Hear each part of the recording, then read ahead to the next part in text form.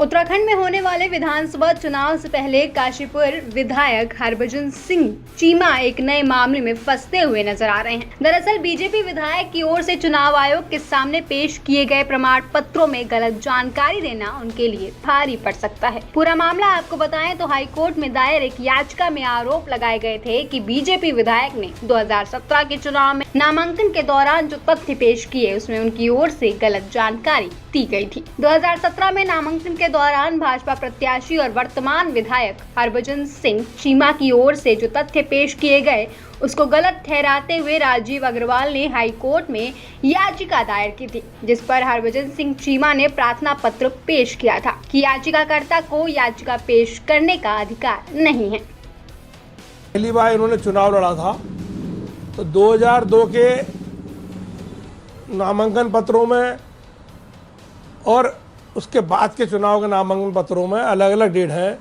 उनका जो pan card है उसमें जन्म तिथि दूसरी है, उनका जो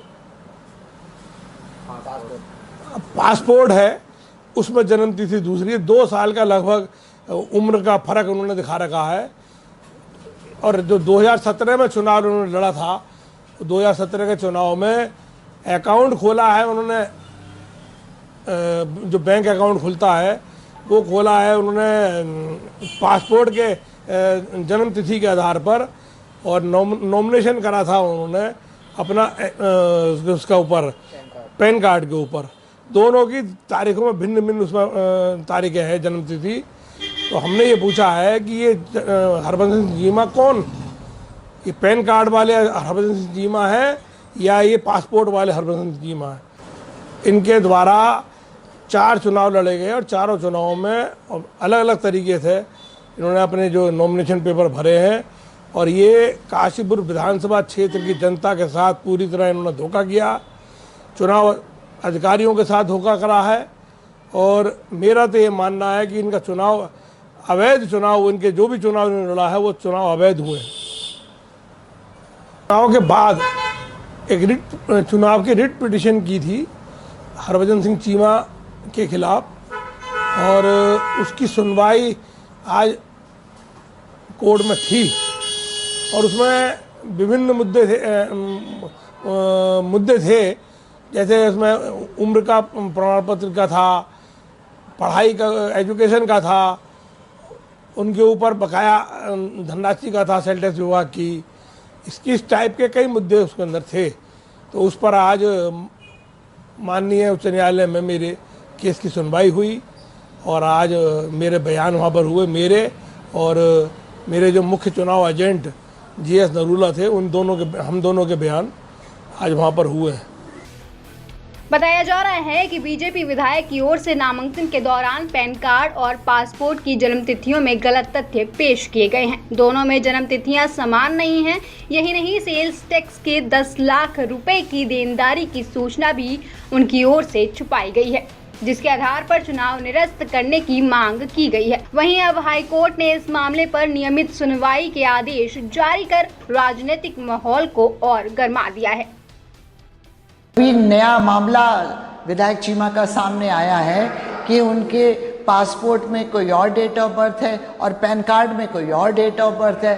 तो इतना बड़ा घोटाला है और इसका केस भी चल रहा है। तो मैं तो निवेदन करूंगी सरकार से कि इसको जल्दी से जल्दी इसको तय करें, और इस बात को भी तय करें कि उनको क्या सज़ा मिलनी चाहिए, क्योंकि ये तो एक बहुत बड़ा क्राइम है जहाँ पर पासपोर्ट और पैन कार्ड कि डेट ऑफ बर्थ अलग अलग होती है। इसका मतलब है कि आप कहीं धांधलेबाजी में लिप्त हैं। ये आप देखिए खुद ही कि तब हमारे RO साहब जो रिटर्निंग ऑफिसर हैं वो क्या कर रहे थे, उन्होंने कौन से ओरिजिनल डॉक्यूमेंट्स चेक करे कि उसमें कुछ और डेट ऑफ बर्थ थी पासपोर्ट में। सारे कागज़ भरे जाते हैं। मैंने भी एक चुनाव लड़ा है, उस चुनाव में सारे कागज़ भरे जाते हैं। पैन कार्ड के कागज़ लगते हैं, आधार कार्ड के कागज़ लगते हैं, जाति प्रमाण पत्र लगते हैं, यहाँ का जो आपका स्थायी प्रमाण पत्र होता है वो तक लगते हैं, और पासपोर्ट की कॉपियाँ लगती हैं। तो जब इतना सब कुछ इन्होंने गड़बड़ कर रखा है तो इसमें तो उनको जल्दी से जल्दी हाई कोर्ट को एक्शन लेना चाहिए। ऐसे सही कर दिया तो रिटर्निंग ऑफिसर क्या कर रहे थे आप ये बताइए। एक सरकारी नुमाइंदा वहाँ बैठा है, रिटर्निंग ऑफिसर एक इतना बड़ा गजटेड ऑफिसर होता है, वो वहाँ बैठा हुआ है, उसने क्या कागज़ देखे जो गलत डॉक्यूमेंट्स प्रस्तुत किए गए। ये सब मिली भगत है। उस समय इनको इलेक्शन लड़ना था और इलेक्शन में इनको हर तरह से जिताने की बात थी। तो बीजेपी तो करती है ये बात भाई, वो तो एक विनिंग मशीन है, उसको ये इन प्रकार ऋण और हर तरह से बाय हुक और बाय क्रुक जीत हासिल करनी होती है। उसके लिए वो किसी भी निम्न स्तर पे चली जाए, उसको कोई भी तकलीफ नहीं होती। वहीं इस पूरे मामले पर भाजपा विधायक हरभजन सिंह चीमा का कहना है कि किसी तरह का ऐसा कोई मामला नहीं है जिससे उनके नामांकन को चुनौती दी जा सके। वहीं उनके अनुसार कर्मचारियों और वकील की लापरवाही से गलत जानकारी चली गई थी, जिसमें सुधार कर दिया गया है। देखिए, उसमें अभी मुझे आज पता लगा है कि आज हाईकोर्ट में शायद कुछ बयान हुए हैं, तो अब परसों मुझे बुलाया गया है, मैं भी जाऊंगा।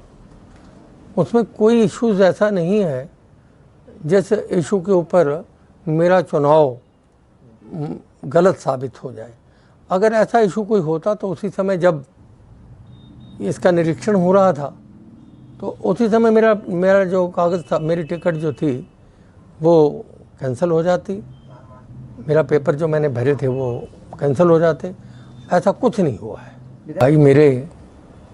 मैंने 20 साल से जब से राजनीति कर रहा हूँ, इसीलिए मेरे से लोग खुश हैं कि मैं राजनीति के अलावा कोई काम ही नहीं कर रहा। जो भी मेरा व्यवसाय, इंडस्ट्री, सब चीज़ जो है, मैं सब चीज़ मैं बच्चों को देख करके आया था और बच्चे चला रहे हैं। मेरा उनसे कोई लेना देना टैक्स वैक्स का कुछ भी नहीं है। आज बयान में भी मुझे पता लगा है कि हाई कोर्ट ने पूछा उनसे कि चीमा जी के पर्सनल नाम पर कोई लोन कर्जा कुछ है, तो उन्होंने ये कहा है कि नहीं, उनके अपने नाम पे कोई कर्जा लोन नहीं है। डेट ऑफ बर्थ का ये था, ऐसा था कि पिछली बार जब पर्चा भरा गया तो पर्चा भरने के समय हमारे कर्नाटक से या किसी हमारे वकील से ये गलती हो गई कि उन्होंने मुझे दिखा दिया कि भाई ये पढ़े लिखे हैं, मतलब ग्रेजुएट हैं। लेकिन मैंने कभी भी 2002 में भी, 2007 में भी, 2012 में भी मैंने कभी भी ऐसा गलत नहीं कहा था। मैंने हमेशा हाई स्कूल अपनी एजुकेशन लिखाई और मैं हाई स्कूल हूँ, हाई स्कूल की मेरे पास प्रूफ है मेरे पास। और पिछली बार शायद ऐसा अगर लिखा गया तो उसके बाद मुझे पता लगा था, तो मैंने एकदम से टेलीफोन करके विधानसभा में ये कह दिया था कि ये गलत लिखा गया है, इसको आप करेक्ट कर दीजिए। तो उन्होंने उसको काट के हाई स्कूल कर दिया था। हाई स्कूल कर दिया होगा क्योंकि मैंने ऐसा कह दिया था। मैं फिर भी पता करूँगा, अगर इसमें कोई कमी होगी तो हम देखेंगे। काशीपुर से माय भारत के लिए आरिफ खान की रिपोर्ट।